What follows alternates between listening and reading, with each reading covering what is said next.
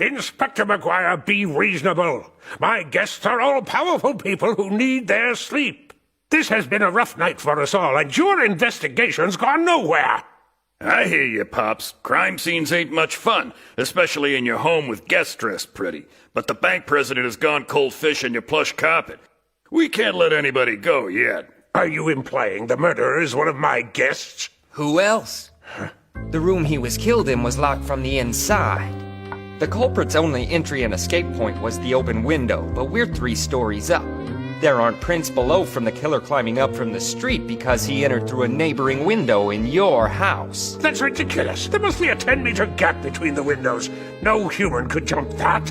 A narrow ledge runs just beneath the closest window. By tiptoeing along the ledge, it's a 2-meter jump to the balcony window into the room. Ha! That's fantasy. How could he escape? It's one thing to jump off a ledge only 10 centimeters wide, but jumping back on would be impossible. When the killer crawled out the first window, he brought with him a rope which he tied to the ledge before he jumped. He then hooked its other end to the balcony and climbed back across. But there's no rope on the balcony now. How could he untie it afterwards? It's much simpler than you think, Inspector. The culprit tied a stick to the rope and wedged it between the railing. Once slackened, it easily came free. Take a closer look out on the balcony. There's wood shavings where the stick rubbed against the railing. But why did the bank president lock himself in a room during a party?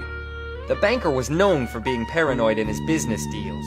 The killer may have arranged a meeting asking the banker to wait for him in the locked room. Enough with these theories. Mr. Yamazaka was my friend. Now just tell me who did it. There's only one person who knows the layout of this house well enough to plan this trap. Only one person who the banker would trust in the secret meeting. And that... Go on!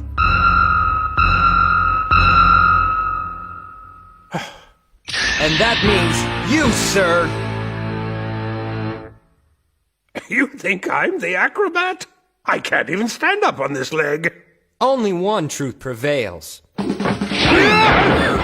how did you do that? Damn reflexes. You've been able to walk just fine for the past 3 months. Want to fill him in, Inspector? I shook down your doc over the phone. He told me everything. We also got witnesses who heard you and Yamazaki arguing about a whole lot of green. No, you don't! Score! Well, Jimmy, you put it to bed once again. You know, the chief's given me a bigger desk since you started helping me out. Thanks, McGuire. You count on me for the tough ones. I gotta spread my name as an ace detective somehow, right? The Big Shrink!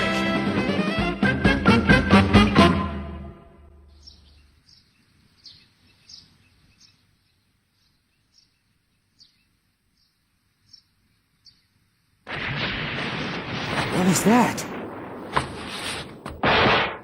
Hey, Doc, isn't it a bit early for explosions? I wanted to wake you up, Jimmy. Thought this would work better than that alarm clock I made for you.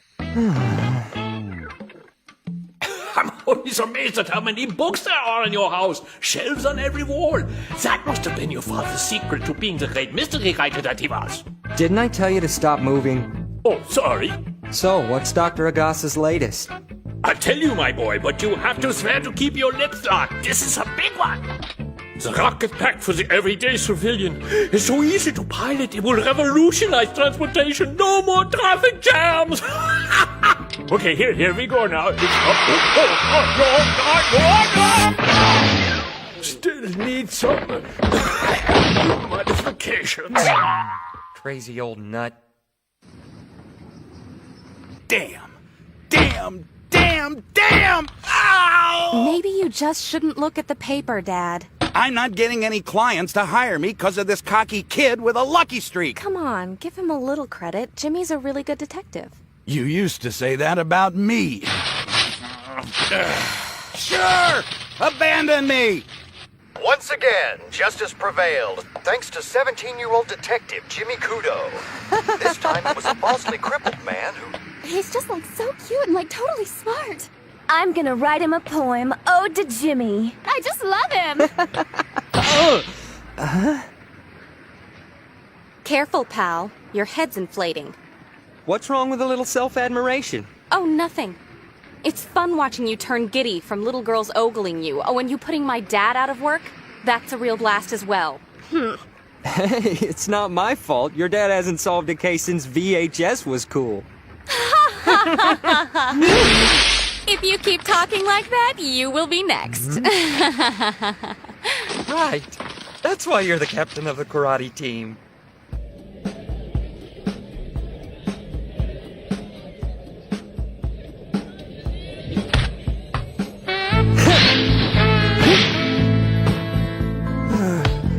You know, Jimmy, if you hadn't quit the varsity soccer team, you'd probably be a national hero by now. Yeah, but that's not why I played. I was really just honing up the skills I need to be a great detective. You know, the same reason that Sherlock Holmes learned to fence. He's a fictional character? Sure, but a real-life person had to make him up. I'm telling you, Rachel, Sir Arthur Conan Doyle wrote the great blueprint. Brilliant, highly cultured, and physically fit. He was perceptive. He could tell when people were lying and know where they'd been by the soil on their shoes. His reasoning was uncanny. He could even play the violin. Real or not, he was a perfect detective. If you're so impressed by it, why don't you become a mystery writer like your dad? Because I don't want to write about great detectives. I want to be one. I want to live through the real adventures. The thrill of chasing down criminals, the big rush from solving a case. Once you get a taste of the high life, you can't get enough. And I've already got fan mail. Look at all these love letters. I know it's nice being popular, but wouldn't you rather have just one real girlfriend? Yeah, one real girlfriend. Jimmy, why are you looking at me like that? I wasn't looking. I was just thinking I was late for class. Wait a sec. Huh? You haven't forgotten about tomorrow, have you? Tomorrow? You promised to take me to Tropical Land if I won the All-City Karate Tournament, and all your big cases keep pushing it back! Dream on! Oh, now I remember.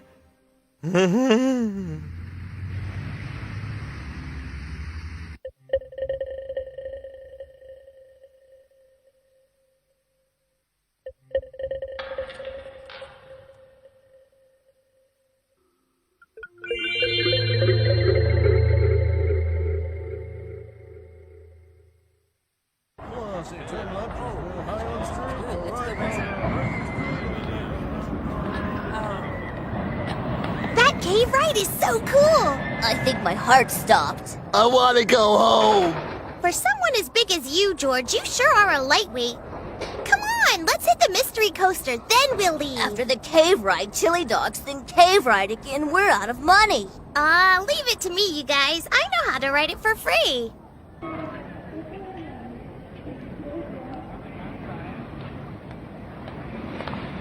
That's a first. There isn't a line for the mystery coaster. Better go.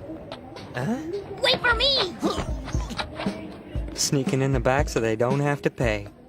Children. I'm glad I'm past that phase. Hey, want to know another cool thing about Sherlock? The first time he met up with his partner Watson, he knew right off that he'd served as a military doctor in Afghanistan just by shaking his hand. Check this out. You're on the gymnastic team, am I right? How did you know that? Friend of yours, Haley? It's actually pretty simple. She's got tough blisters on her palm, exactly the kind you'd get from swinging on uneven bars. Yeah, but holding a tennis racket does that too. True, but it makes sense with the other evidence. On the way in, I saw a gust of wind blow her skirt up for a second, and there were thick bruises on her leg joints. Another giveaway sign of a gymnast's tough routine. I'm sure you stared as a good detective. You gonna hold her hand forever? Oh, my bad. Why don't you stop pestering my friend, Bucko? Oh, you know each other? Want to switch seats so you're closer to him? No, we're okay. I'd rather not be with him when the lights go out, if you know what I mean. Huh?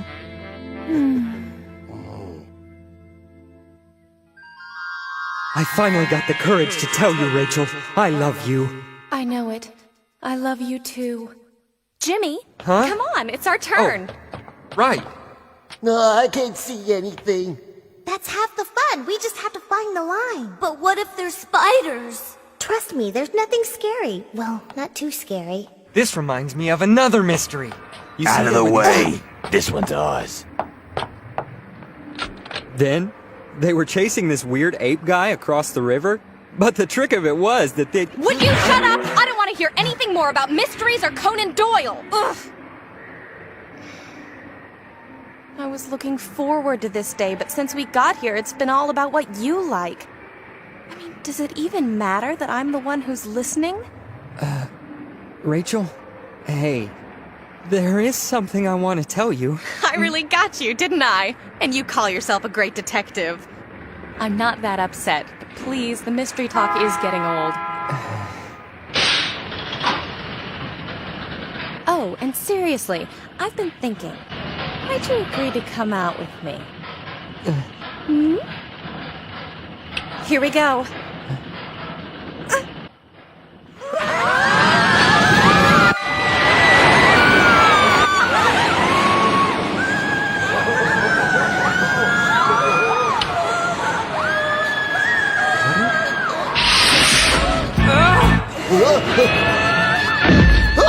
What was that? I have to use the bathroom now. This is pretty.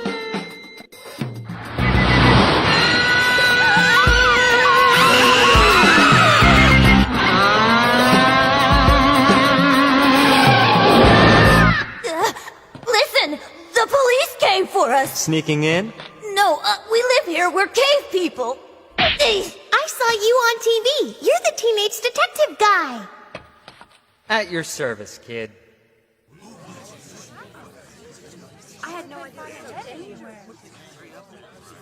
He was right beside me. He held my hand. It's not real. Come on, this has nothing to do with us. You have to let us go. I don't think so, gentlemen. It's a murder case, and the culprit was one of the 7 passengers strapped into the car. Oh, thank goodness. Where have you been? Are you 100% on that, Jimmy? Hey, it's him.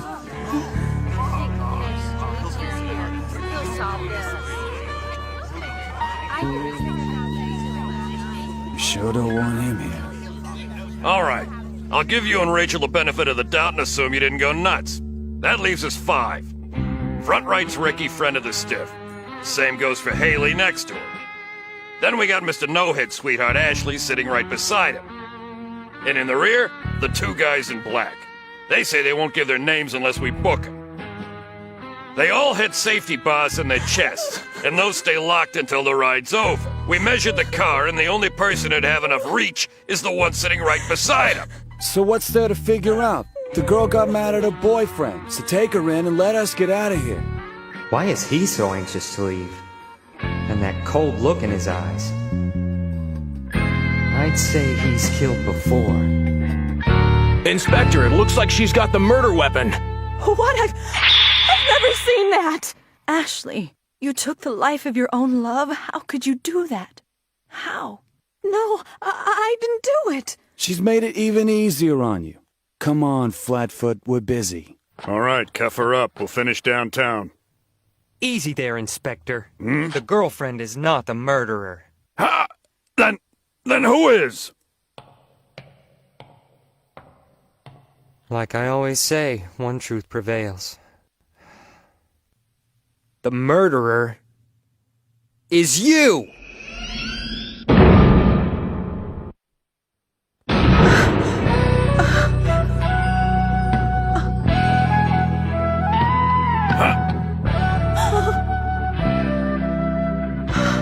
How can you say that? The knife's in Ashley's bag.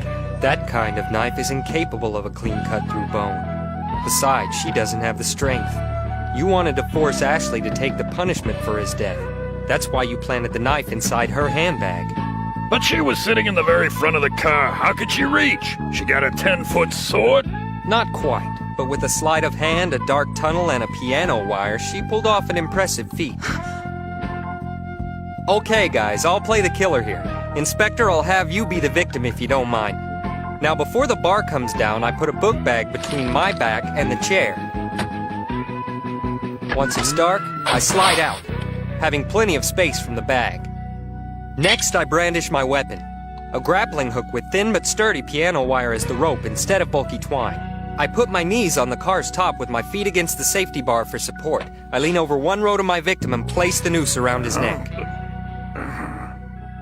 Then, I toss the hook onto the rail. From there, the sheer speed of the ride takes over. You don't need strength for that. Only balance and a knack at maneuvering your body with great precision. Specialties of a gymnast. You're insane! You have no proof! Where's your necklace, Haley? In line, you had a long string of pearls around your neck. Pearls just like these.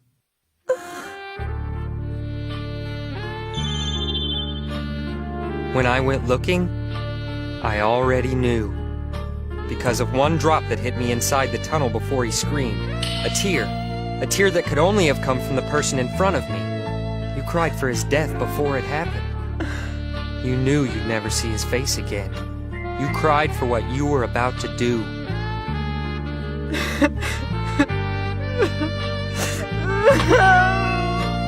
That bastard, he jilted me! That you and Kent were seeing each other? We did.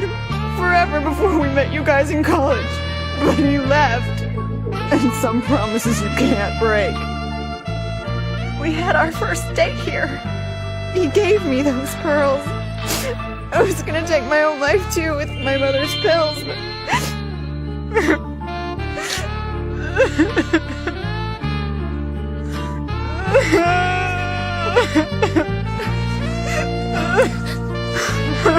What have I done? What have I done?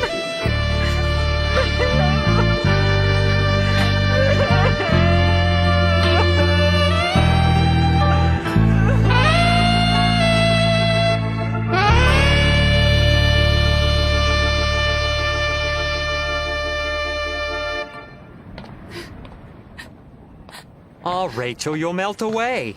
How can you be so calm? Don't you care? Well, sure, but I see it all the time. It's best to forget. Heartless.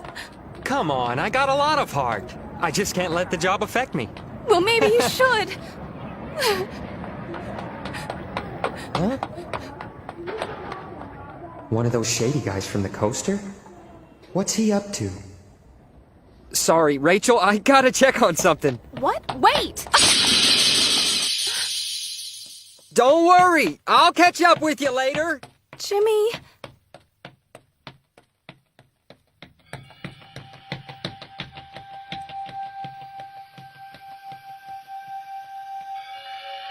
Why do I feel so strange all of a sudden? Like, my brain's... I mean, it's like I'm never going to see him again.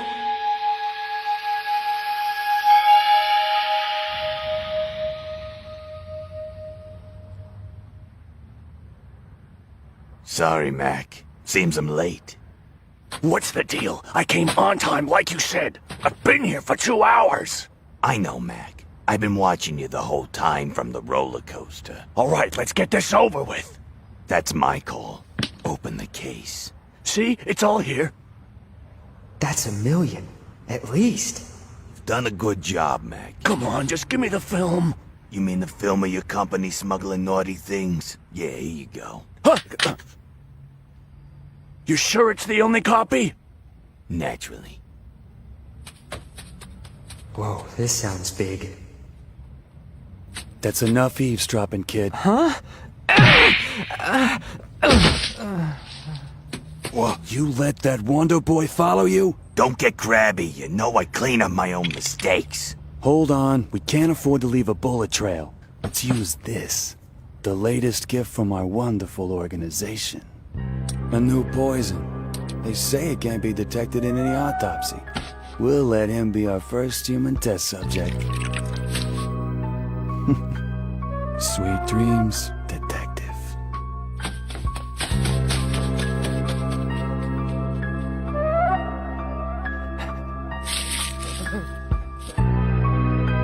My skin's on fire. Bones feel like they're melting.